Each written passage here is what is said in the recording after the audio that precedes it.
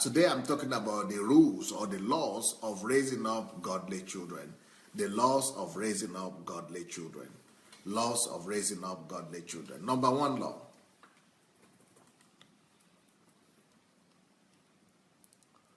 Don't expect your child to be like you or to have the right value system that you have or you dream of them having automatically. Don't automatically assume that your children are going to have the right value system because they are your children. Don't assume or expect your children to have your values or your belief system, your value systems, just because they are carrying your DNA. The fact that a child is carrying your DNA or the fact that a child is your child does not mean that it's going to behave like you. The fact that a child is carrying your DNA does not mean that it's going to have the best virtues that you have. The fact that a child is your child does not mean that it's automatically good or it's going to be automatically good.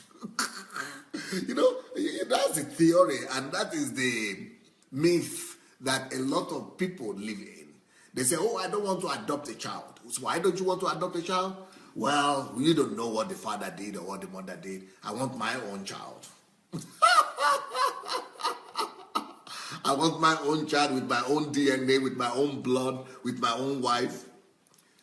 First of all, you never know what DNA your grandfather put in you. So you don't even know where you are coming from. But because we are biased to ourselves, we are always seeing ourselves as okay, as good. I am okay because I am me. I am good because it's me, I am me, right? But others, I'm not sure because they are they. I cannot tell for them. But for me, I am okay because I am me. I'm me, I'm just okay. Well, how do you know?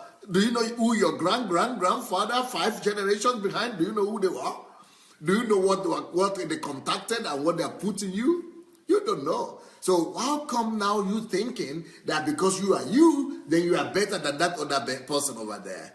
The only reason why you should think that you are good is only because of what you are putting yourself, or because of the value system that you have imbibed, because of the knowledge you have acquired, and because of the work you have done on yourself. And the only reason why your child is going to be different or better than that other child, the only reason why your baby or your child is going to carry your value system or DNA or character is only if you sit down to spend time to consciously teach and imbibe those value system that you carry to your children, into your children. But if you don't do that consciously and intentionally, you will be surprised that you will be living in the same house with your own children of biological. Everything is biological. I mean, you could marry you are a virgin, your wife is a virgin. Or both of you are virgin, you met clean. And then your children will grow up wayward, totally different from anything you expected, or totally different from anything that resembled you. Because it is not the blood that determines who a child becomes, and it is not the DNA that decides all the time, but the values that is put in that child. So and then why even if you say, okay, it has to be my own child, it has to be my own child. Why should it be your own child? Well, my wife must give birth. But do you know where your wife is coming from? Do you know the garbage that family is carrying? Do you know the choruses or the challenges that that person is having? So what I'm trying to say is that the physical mating of man and woman that leads to the birth of a particular child does not necessarily determine the success or the greatness of that child. As a matter of fact, let me tell you something else. History has proven to us that if you take any great person, all right, it is 1 in 1,000 chance that their immediate children will ever be great. 1 in 1,000 chance. So, for example, if you have a millionaire right now, most likely the children of that millionaire will never become millionaires. It's only in one instance in 1,000 years when a father is so successful, highly successful, that it will be a carryover to the children. It almost doesn't happen. Because when your generation is highly successful, it's most likely that you are giving comfort to your children. And since you are giving them comfort, they have not gone through the same suffering and they have not paid the same price. And there is no sense for them to pay the same price that you have paid. And that already means they will never become who you have become. So hardly will you see really great men having great children. Oh, very rare, very rare. 1 in 1,000 cases. And most likely the next generation will be weaker than the generation of the father that was great. In another case, in another instance, it could be that the 3rd generation could come up again, or the 5th generation, or the 4th generation, but not the immediate generation. It happens, but very rarely. Once in 1,000 cases, in 1,000 instances. So, and also another reason why that doesn't really happen is because most of the time, the parents who are really great, they don't take the time and they don't have the time to really sit down with their children and inculcate in them and put into them all the principles that made them great. They don't have time. They are so busy becoming great. And because they are so busy becoming great, they don't have time to sit down with their children to try to make them great. And they just assume that because they are my children, they are my children. What do you expect? They are my children. So since they are my children, they don't have any option not to be great. No, it doesn't follow. Or we could say, but they are my children. They live in my house. Because they live in my house, they see everything. They will definitely be great.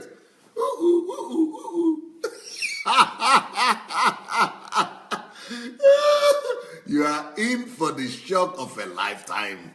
You are in for a shock of a lifetime.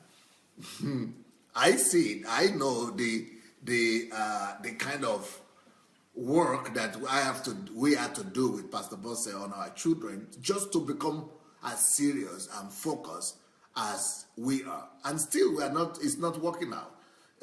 Even though they are good, they are serious, they are, but we have to put them through stress intentionally to bring out the best in them.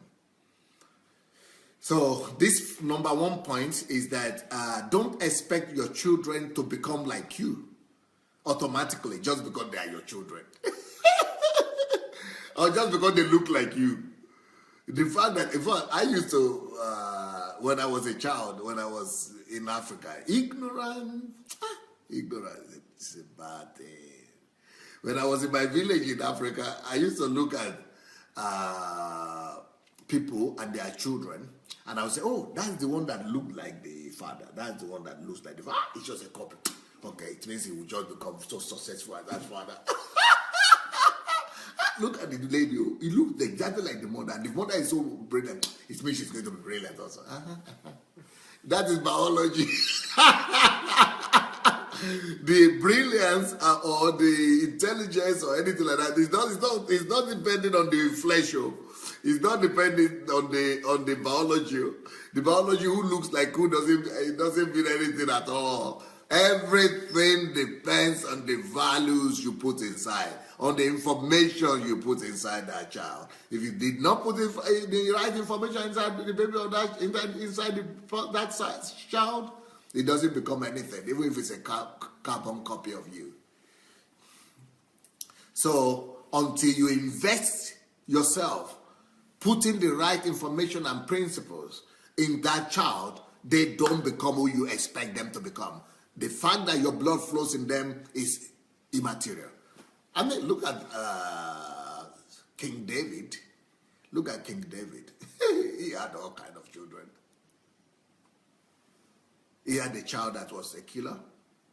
He had a child that was not just adulterer, but adulterer that was ready to sleep with his own children, that were actually sleeping with his own wife. He had children that were raping their own sisters. And he was a man that was after the heart of God, that had the heart after God. The man after God's heart. He had all kind of theater or theater art, drama and theater art in that his family alone. And only one, Solomon, took after him a little bit. But even he went and took 1,000 wives.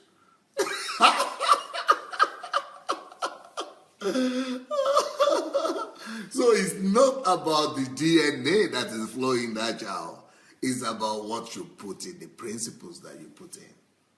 The time that you find to put in the principles. That's number one. The number one principle you must know about raising up your children.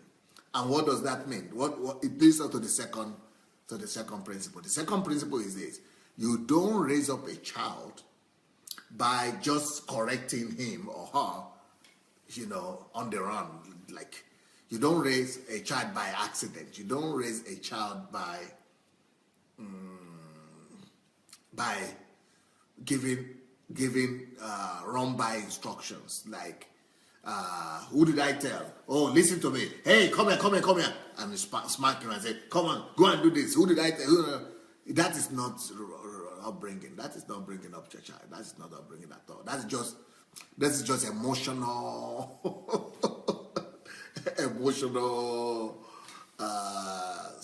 impulses. Those are just emotional impulses. So you don't raise a child just by correcting him and shouting and raising up voices there and screaming at him. Who did I tell? Come here. Come and greet uncle. Oh, come and greet brother. Come and say good morning. Say this. That is not the way you raise a child. A child must be raised up in an intentional way. So for your child to become somebody that you want that child to become, you must coat dress that child. You must coat dress him. You must assemble that child. So how do you do that? It means that you must intentionally have a strategy, have principles, have laws that you abide by to raise that child up. So you must intentionally put and inculcate and build in particular principles into that child. So which means you must have a rigid time on daily basis when you gather the children, meet with them, and you form and create a microclimate, an environment, an ambience, and sit and put those children in that ambience for 1 hour a day, or maybe for 30 minutes a day, or maybe for 1.5 hours, maybe not more than 2 hours in a day, every single day, where you meet with them and you have a topic. You must have a topic for that particular day. So a concrete topic that this week, for example, this whole week, just like I'm doing with you now. So what I'm doing with you now is basically the way I work with my children.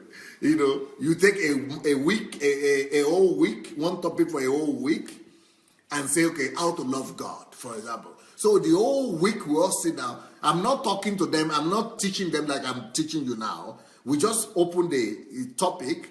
We open the book and the article. We read it, all of them read it. I just sit down as the administrator or moderator, and we all discuss it. We get to know the principles of how to love God that day, then for the whole week, and then we give them assignments. Everybody come to practices. Why love God?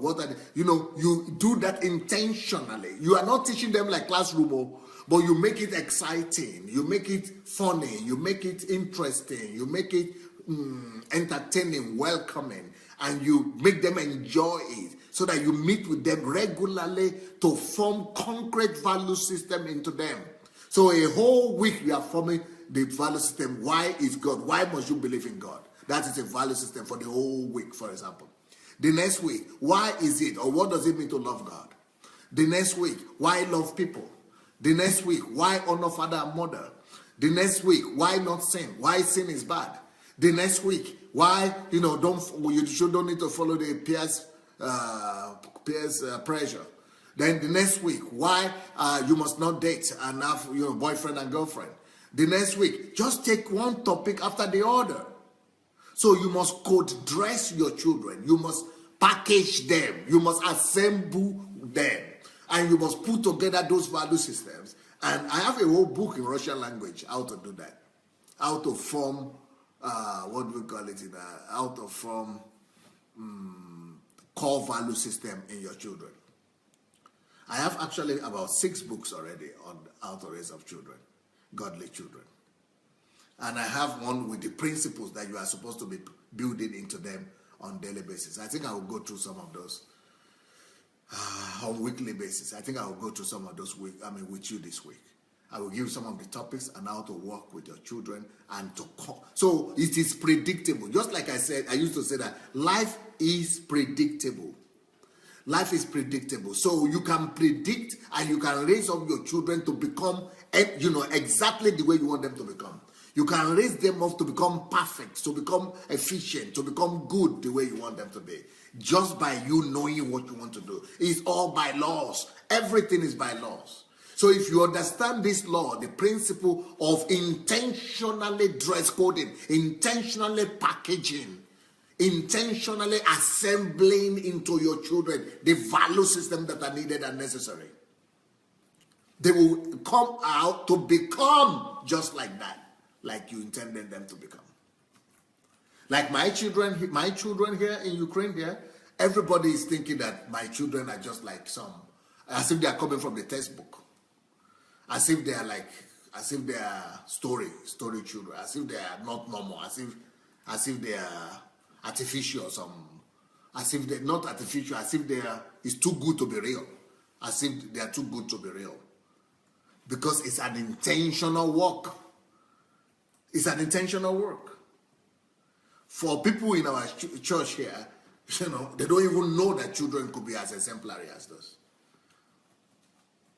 It doesn't matter either it's the one that is 2 meters already taller than me, or the one that is small. It doesn't matter. Same thing.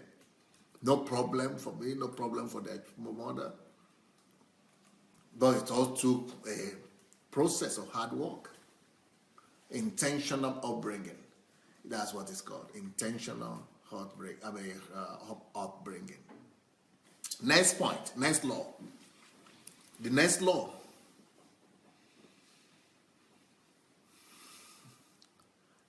Most people, most families raise up children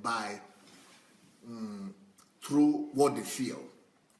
So if a mother is feeling nice and she's in good mood, she will take you and hug you and say, oh, okay. Come, oh, my son, my daughter. But if that child does anything wrong, what do you say? What do you do here? Come.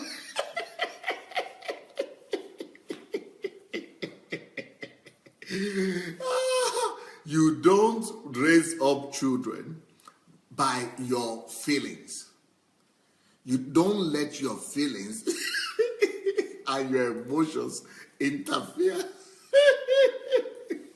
in the process of upbringing, children upbringing. Especially women.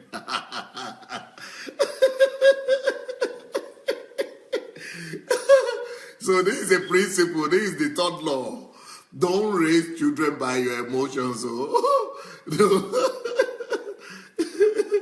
Don't raise children by emotions and feelings. So if you feel nice, you pamper them, you kiss them, you bring them close. If you're in bad mood or they do something bad, you begin to react to what they do bad. So now you react to the child when it's good. When it's bad, you react to the child also bad. When, and then, no. Children upbringing is not an emotional thing. It's not an emotional thing. It's not about how you feel. It's about following rules. Raising up children, raising up godly children is about following rules. That's why if you read the book of Proverbs, if you read the book of Proverbs and Ecclesiastes, you will see, my son, listen to my instruction. It's all about instructions. So raising children is all about giving instructions, passing down instruction, communicating instruction, building a bridge. Not about emotions at all. Because emotions will be communicating the wrong things to them. Emotions will be communicating the wrong thing to them. They will be understanding the very wrong opposite of what you intended for them to understand. Don't raise children by emotions and feelings. Next law.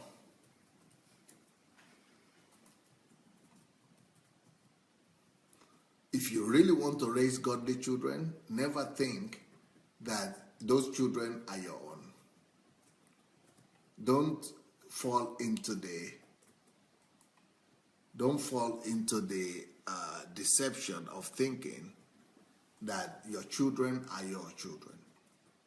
They are not. They are a trust that were given to you by God. Don't fall into the deception of thinking that those children are your own. They are not. We are only caregivers, caretakers, and you are only in charge for some time.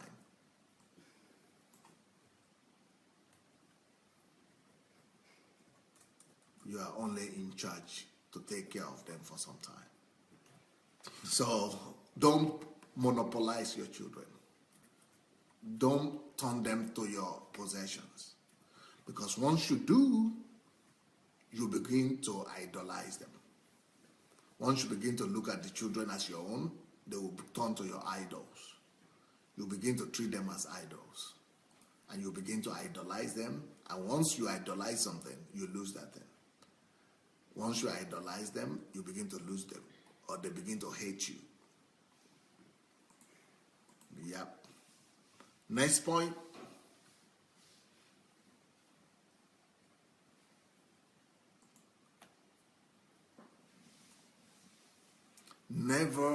Next law, never exalt yourself over the child. Never see yourself as superior to your child. Ooh, that will be tough for Africans, I think. Never exalt yourself. Maybe not just Africans, most parents. Most parents want to see themselves as the Lord and Savior of their children. Most children want to exalt themselves over their children and see themselves as better and superior.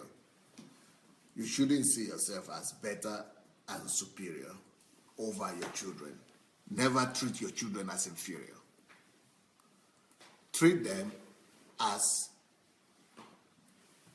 God treats you. Treat them as if they are your children that God has entrusted into your hand to take care of. They are God's children, even though you are better than them in the sense that the only thing that makes you better than them is just because you know more than them, you are senior to them, but they are God's children just like you are a God child yourself. They are God's creation just like you are God's creation yourself. You too, one day, were a child before.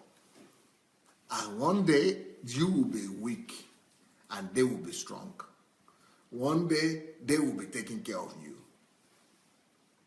So never exalt yourself or see yourself as superior to your children. Even your own children, never see yourself as being superior. Because if you see yourself as being superior to your children, then you see yourself as being superior to other people too. Meanwhile, nobody should see himself as being superior to another human being. Actually, the Bible says that he that is first should see himself as last. He that is higher should see himself as low. So the kingdom, the law of this kingdom is that the greatest should see himself as a servant. and the senior should see himself as the junior. So that's the way this kingdom works. We have to humble ourselves intentionally. You have to, and this is not just towards your own children. We should never see ourselves as superior to other human beings. All human beings carry the image of God. All human beings are God's image carriers, are God's children. So never exalt yourself over other people. Never see yourself as better than other people or superior to other people. See them as your brothers. See them as your sisters. See them as a family. We are all equal before God. So even if you are the senior pastor, or you are the billionaire or the millionaire, or whoever you are just been given grace to serve. That position of seniority that you have is for service. That position of superiority that you have is for you to be able to intentionally humble yourself and use it to serve other people. So children also must not be treated as if they are worse or inferior to you. Never look down on your children. Never look down on your children. Next point. Don't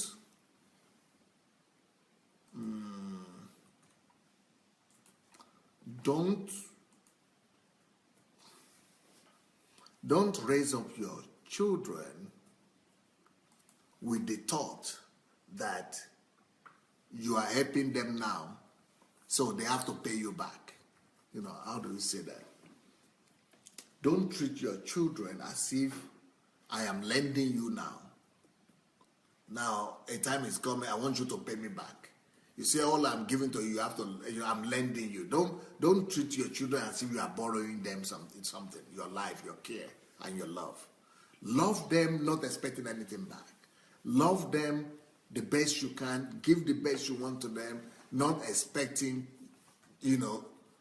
don't be, what is that word? In Ukraine here, in Russia here, we call it koriste. Don't be, don't have,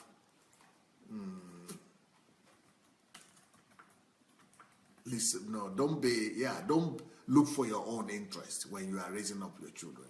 Do your best. Huh? Profit, gain. Yeah, don't. Self-interest. Huh? Self-interest, profit, gain. Yeah, you shouldn't have self-interest to profit, to gain. Don't treat it like you are putting debt on them. Don't let them feel the debt of what you are doing. Don't let them feel as if you are borrowing them something, or you are lending them something, as if you are, doing them some favor that they have to repay you back. No, you are doing God. You are doing service to God. You are carrying out God's instruction to you. You are obeying God's instruction. So, don't treat that child as if he's going to be owing you, and now you are going to be chasing after him to pay you back. You remember I gave you that one. You remember I sent you to school. You remember I did that to you. Now pay me back. And that will put unnecessary pressure on that child, and it could break him. It could break him. If you were not willing to take care of the child, why did you give birth to him? If you know that you are not fit and you are not in the position to do it without expecting anything back, why did you start the process in the first place? And some children even tell their parents like that. Why did you give birth to me if you know that you were not able to take care of me? So why are you now making me to be the one to feel guilty, as if I sent myself to this world? I didn't send myself here now. You are the one who brought me here. Now why are you treating me as if I am now the one to blame? So don't put the blame of yourself, of your work, on your children. Serve them as if you are serving the Lord. Give your best, give them your best, and let them behave and teach them the right principles. And if they are taught well, if the right principles are given to them, they will be grateful. But it's not enough to be grateful just to you. They must be grateful to God and must be grateful by the way they treat humanity around them. So don't treat your children, don't raise up your children with the burden of expectation that now you must do me this, now you must. Do your best, give your best, and leave the rest to God. Okay, next point.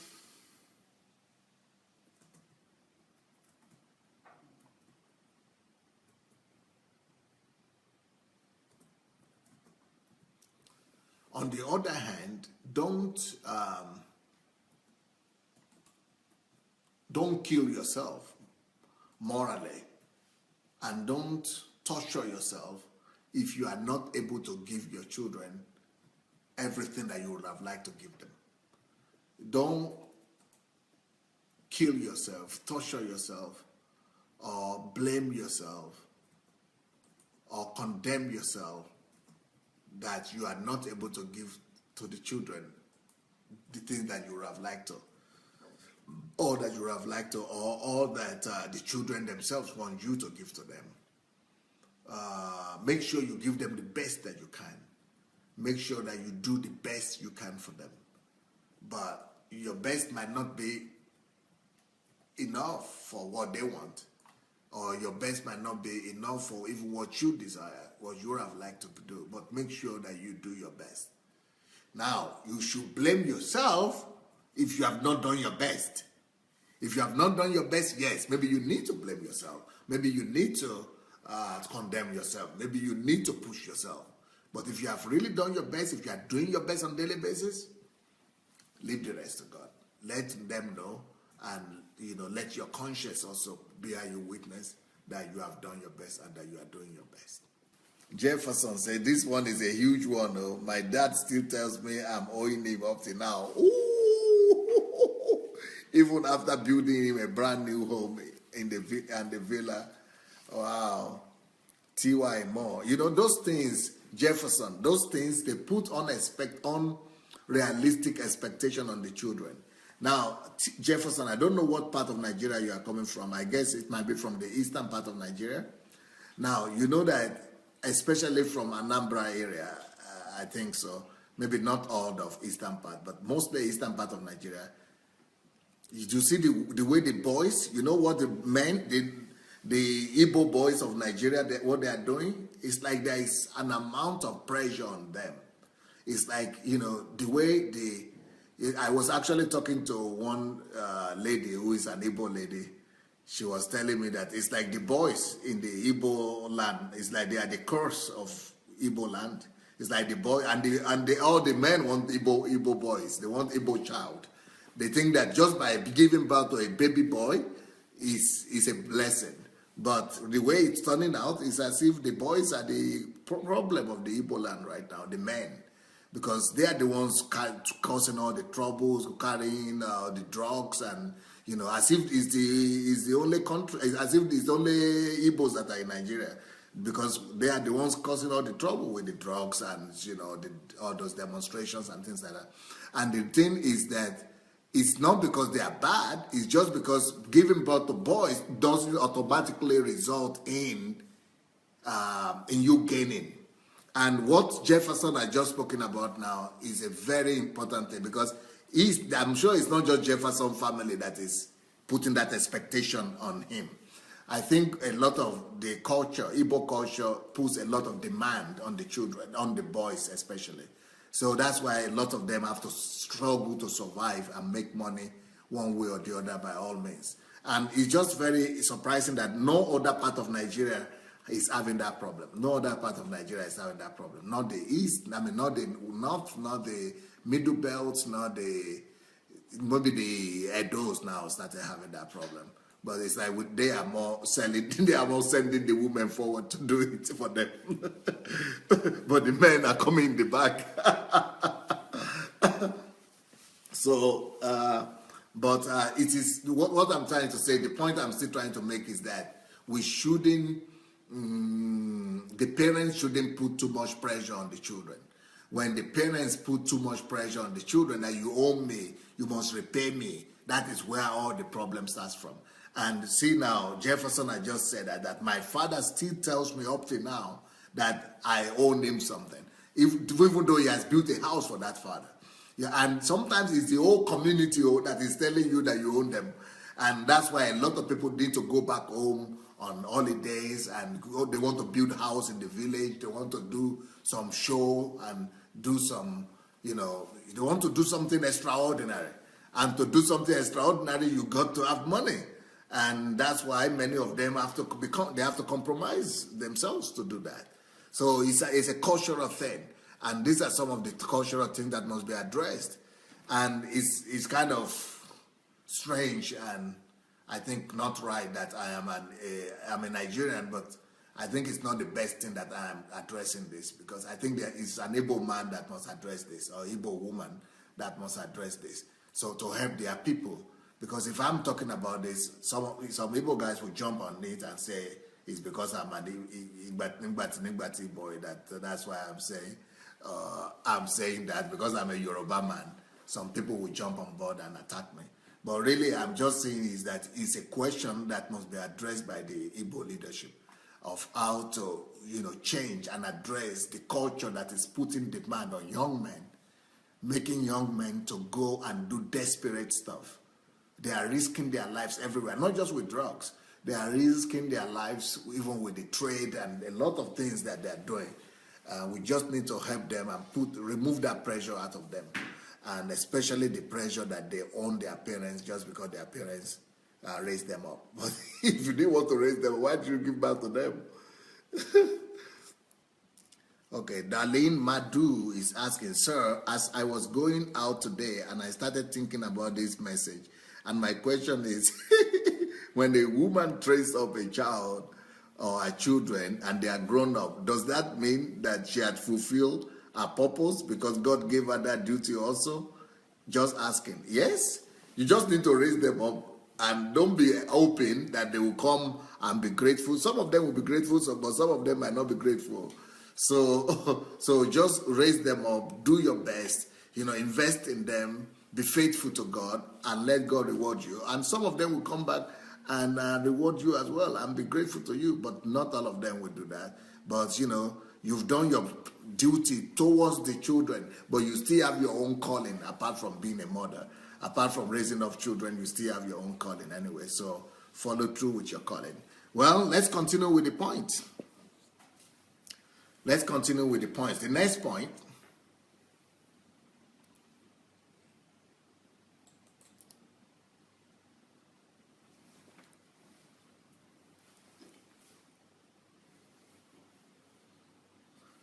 Make sure you don't just love your children.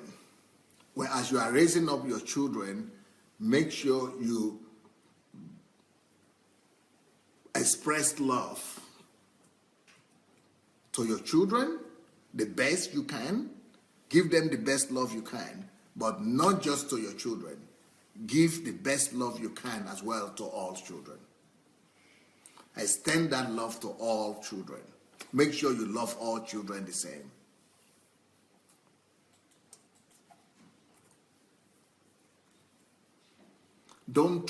If you are treating your own children well, and you are raising up your own children well, you are giving the best to your own children, don't mistreat other people's children. Don't do less to other people's children. Otherwise, everything you are giving your own children, while you do the good stuff, while you are mistreating other people's children, it will still come back. The bad things you are doing to other people's children will still come back to hit your own family and your own children. So, if you really want to have or raise up God-fearing children,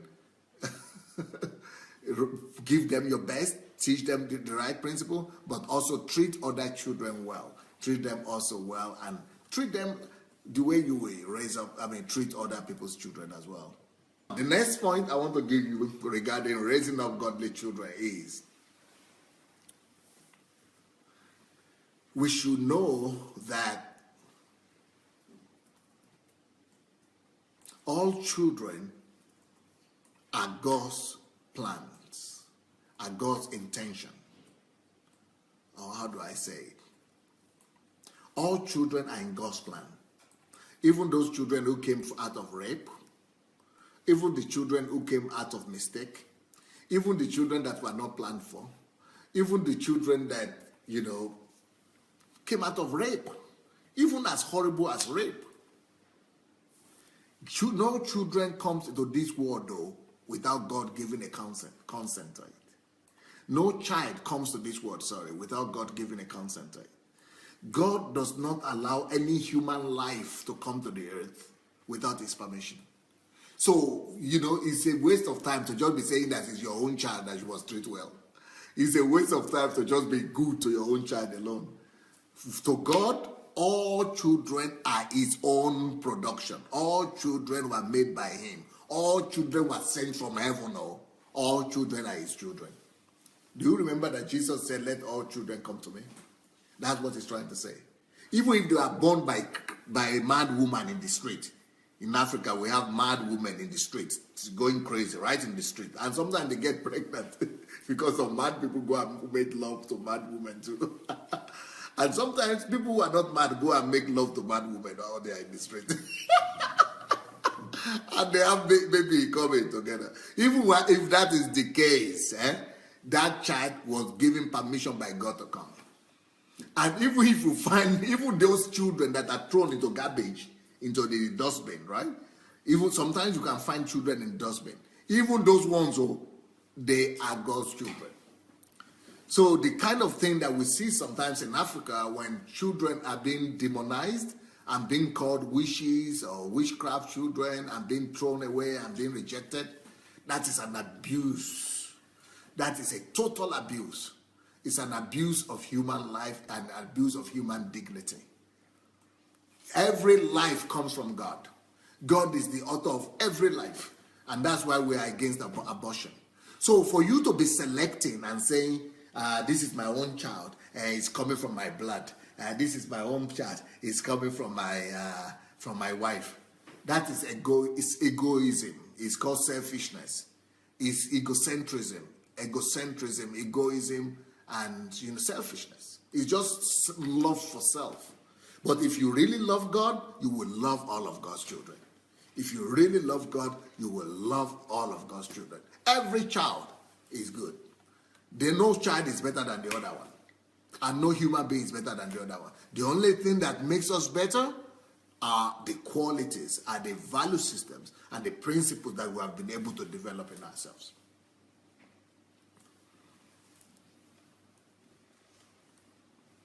Ufoma Anigoro said, I guess it's because of this mentality how many women don't also want to adopt, but will get into every crooked means to get their own children because any other person's child is questionable. That's the problem, because we are not seeing those children as God's children. We are thinking it's a child of Alexandra, or is a child of Mary, or is some woman's child. It's God's children. God sends children to this world. There are some people who could be married, and you could be mating, and you will never be pregnant. Why? Because if God doesn't send a child, if God does not give the consent, a child, no human being comes to this world. So any child that is born into this world, it doesn't matter through. Do you know that in my own village where I was born, I think any human being that was alive and that was there in that time when I was growing up in my own village, every single one would say, nothing will ever amount of this one. I was despised by all. Even if they are going to give me out for free.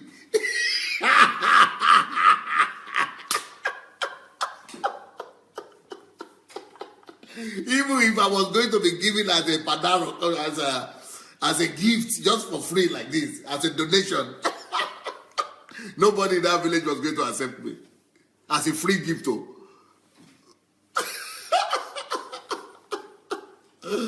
What am I saying? You never know. You don't know. It's not about, because by what people were seeing, just by looking physically, what people were seeing, this was a very bad choice. It was a very bad gift. In fact, people might think that even if we take this boy as a gift, he's going to bring bad luck. Everything that has been okay in the house is going to scatter if you take this one.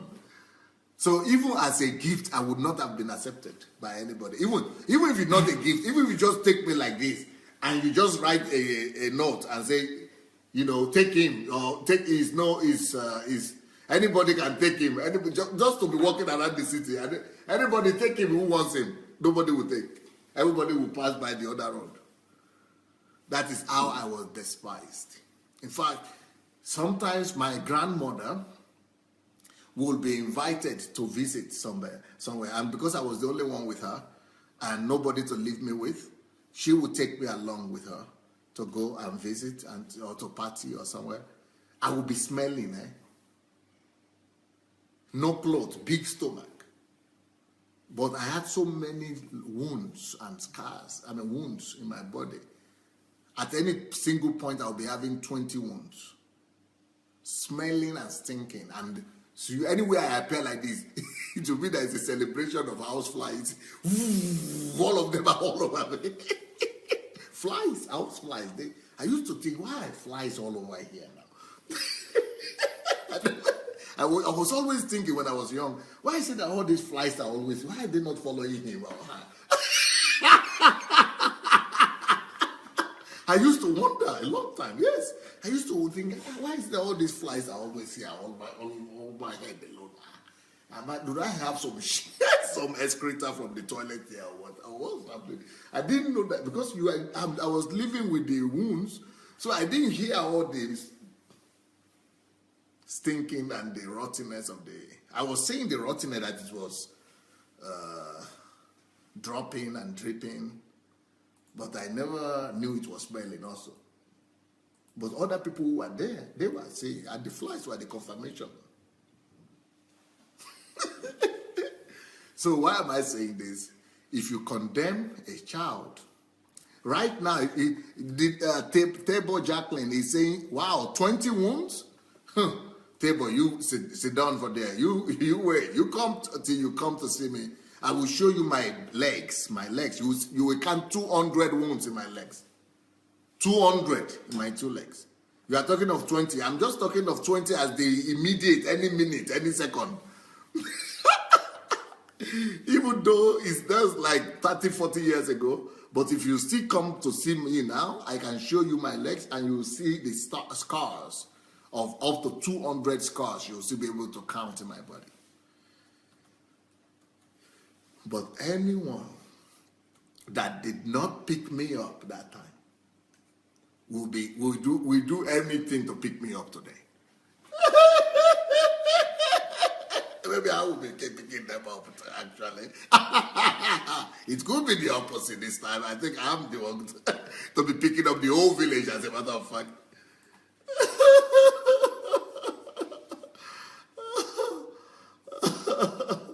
So don't you think that any child is not God's child?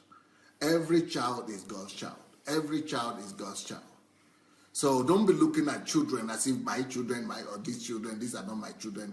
No, everybody is good. Everybody is good. Everybody is God's children.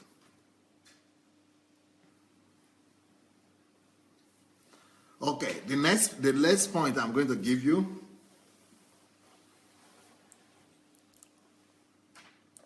Love any child that God gives you. Even if it's a disabled child, make sure you give your best. You love that child the best you can.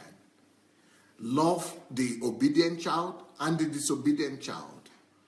Love any kind of child that God gives you. Be happy. Show your happiness to that child, that you are happy to have him in your family.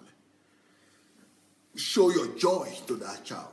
Show your covering, your love, your acceptance, your total covering to that child. Because I was a stubborn child when I was growing up. I was like a curse. Even to my own grandmother, the only person who accepted me in her life, I was like a curse to her. I did horrible things. I was bad. I was hooligan because I was feeling anger inside me.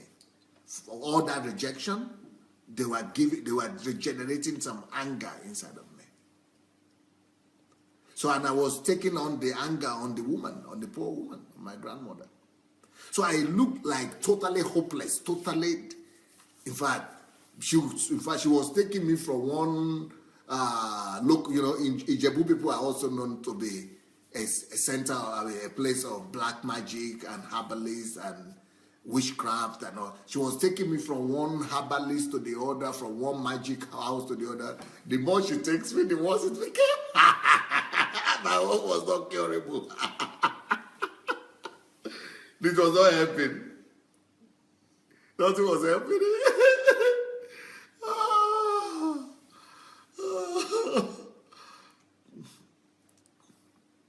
Nothing helped. God has his own agenda. So love your children the way they are. Even if they are stubborn now, even if they are disobedient now, or they are disabled now, or they are not nice now, or they don't look handsome now, or they are not beautiful now, or they are short now, or they are slim now, or they are too thin now. Whatever you think they have defects or something they misbehave or they are not behaving well or anything, love them anyhow. And love them with the best love that you can. Well, let me see the time. Yeah. Well, it's been nice being with you guys this evening. Have a wonderful evening. Have a wonderful day. God bless. Bye.